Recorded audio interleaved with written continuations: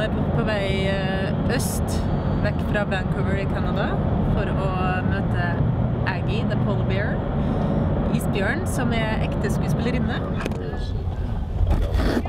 Der Agee! Se der! That's Agee. That's Agee! Hi, I'm Greta. Greta, nice to meet you. She has a tendency to fight me about going back in her house because she says, this is too much fun. Most importantly for you two is that you can't speak directly to Mark. Okay. She doesn't appreciate other females talking to her fella.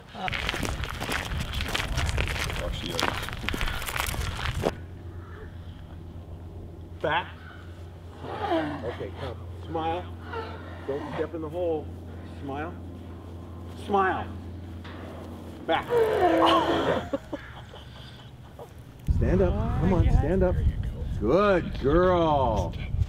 That was very exciting.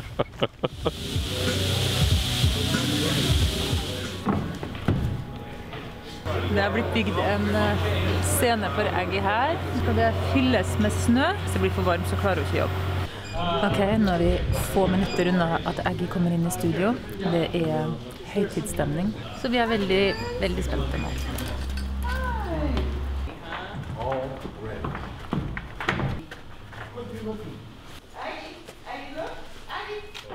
Back. Good. Smile. Very good. Good. Hun har stått på to bein og brølt, og hun har vært lur, og hun har snust, og hun har vært redd. Rett og slett verdens beste historie.